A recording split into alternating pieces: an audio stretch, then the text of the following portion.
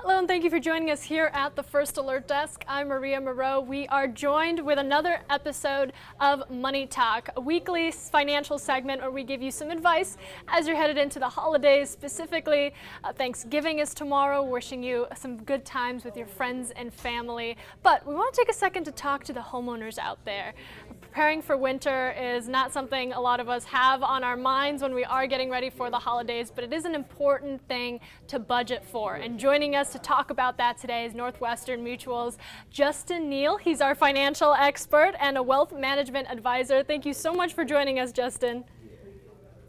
Great to be with you. Happy Thanksgiving. Excited to have some turkey and lots of food. Absolutely. I am making some potato salad tomorrow. It's my favorite thing to make. I'm very excited. Of course, we're not necessarily talking about Thanksgiving on this episode, but we are talking about something just as important, and that is budgeting for winter, and especially preparing your home for the winter holidays as those temperatures start to drop.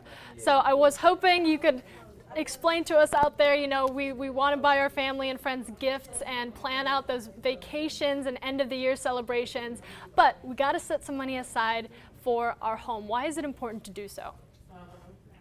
Well, for most people, the home is one of their largest assets.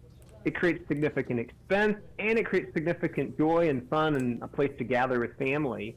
But there's a lot of money that goes into your home, and when your home is put under stress, when you get cold temperatures, that can increase the risk associated with it. Now, good news, we don't live up in Buffalo, where I think last weekend they got 5 feet of snow, which is, as a guy who grew up in the South, I've never seen that much snow. And I think that does a lot more damage to homes and can put a lot more pressure on it. So thank goodness we live in Atlanta. It's not that bad. But it's a big asset, and it's important to be prepared for the financial risk there. I couldn't have said that better myself. So we do want to take some time on this episode as we do give out financial advice here to our viewers who might be preparing their home for the winter. What are some of the first things they need to look at when they are setting their budget? Budget is a little bit of a dirty word, I think, for most people. They kind of have this immediate, visceral response to, oh my gosh, budget. I don't want to talk about budget. But when we're talking particularly about your home, it's an unexpected financial shock that can be a really big deal, particularly when you're end of the year, start of the year after big Christmas expenses. It could be that you're under some financial pressure because of where the economy is or risks with a job. And so making sure that you've done the smart things related to finances, and that can include a couple of really important things. Number one, build a good emergency fund. And this is where having an advisor in your corner may be helpful, because we can spend time specifically understanding what your needs are and what your spending patterns are and what the expense exposure is around your home or your family or your health care, any of those important topics. And so then we can scale the appropriate emergency fund or reserve dollars that you need to keep on hand in the event something was to happen. The second thing where it's really important is to make sure you're maintaining your home well. So spend a little bit of money in advance, because an ounce of prevention is worth a pound of care. And so be aware of those opportunities where you can spend a few dollars now in preventative maintenance, preventative care, and in partnership with the right reserve fund.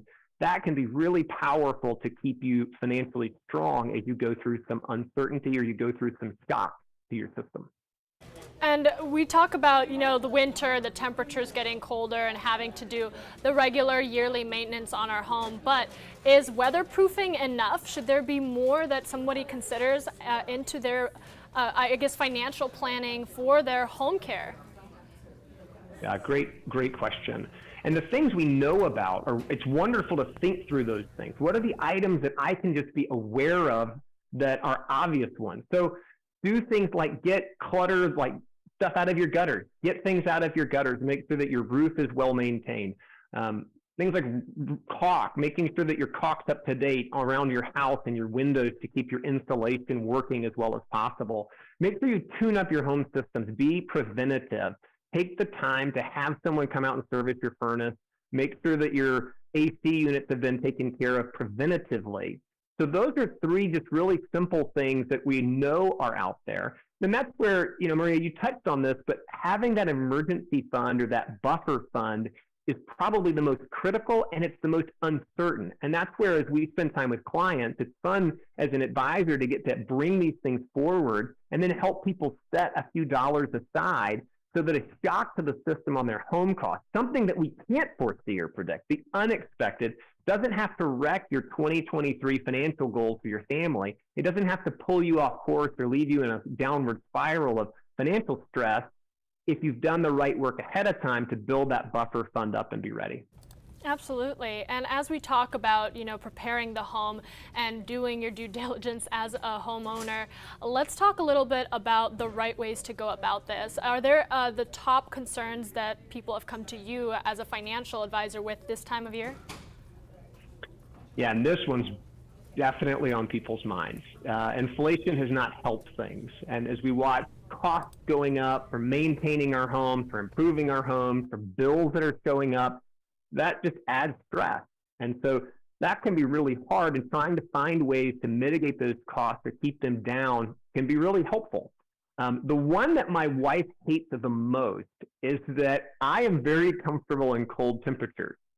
So I'm good following what Georgia Power and the other energy companies recommend, which is keep your thermostat down and recognize that 1 or 2 degrees on your thermostat does translate to some actual cash savings in your pocket. Now, that may not be the favorite if you've got one spouse or one partner in the situation that goes, hey, I really like it warmer. And then you've got one like me who says, I'm okay, I'll just put on a sweater, right? I mean, I like my Thanksgiving colors in my sweaters. I'm good. Like, I don't mind warming up a little bit that way. But that can be a really important one. There's a couple other ones I think about. They tend to be more minor. One of them would be lower your water heater temperature. That if you can be okay with a little less heat in your water heater, that's also a way to reduce or bring down your energy costs. And the last one, it can require some costs up front, but over time can be really helpful, is think about the systems in your home that cost a lot of energy to run. So that could be your light bulbs. If you haven't advanced your light bulb technology, you could take some time to buy some of the more expensive bulbs, but over the lifetime of those bulbs, they will save a few dollars in energy costs. The same could be true of a washing machine or a stove or some of the other systems in your home that might not be as new and advanced and have the energy savings. So those are things that will require some upfront expenses, but over the course of the lifetime of those appliances or those bulbs, that will ultimately end up saving some money.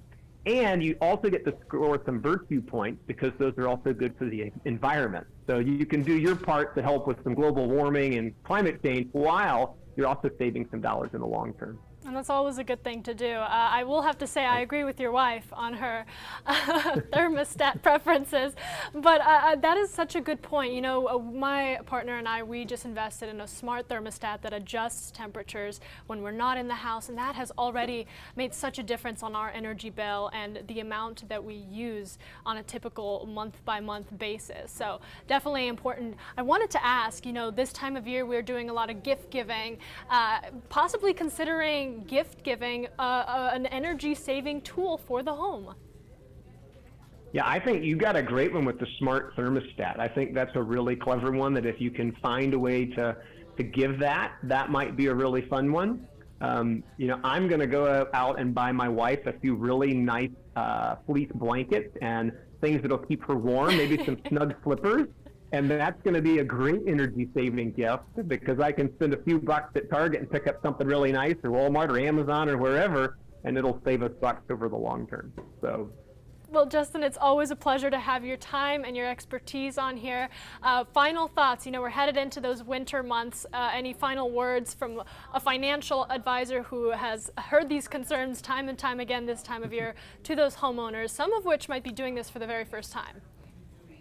Yeah, it can be really challenging. One thing that's not necessarily on the list of ways to save money as we go into winter, but is really important for homeowners to think about, is think about the fact that if you've had your home for a year or two, you have probably seen an increase in the value of your home.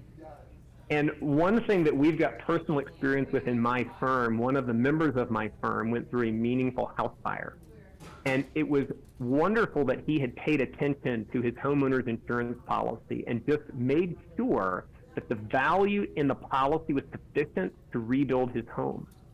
But with that increase in value on your home, that asset's worth more. But if we don't keep track of things you and I have talked about today, Maria, with maintaining our home and doing the things that aren't fun, like caulking the windows and paying attention to your gutters and your roof repairs, your home is going to erode in value, and it's going to create bigger problems down the road. Similarly, things like homeowners insurance are out of sight, out of mind. But if you don't keep up with the value of your home, and congratulations if your house is worth more, but we want to protect that value going forward. And these are some of the thoughts that as we work with clients and families, we can add that in a bite-sized way through hopefully adding some wisdom and insight to their process, and partner that with financial budgeting discussions like build your emergency fund.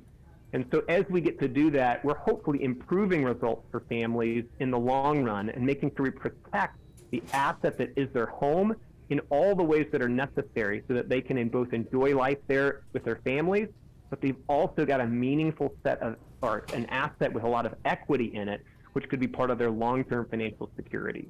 And something you said previously, I believe in another conversation you and I had, was setting a plan like that is really the first step to success. So that is exactly what we're going to do. We're going to write out all of these tips on our website, atlantanewsfirst.com, and we'll leave you with a link to Northwestern Mutual where they have tons more of information for you as you're setting those financial goals. Make sure you check it out. Justin, I want to thank you so much for your time. You're welcome. Happy Thanksgiving. Happy Thanksgiving.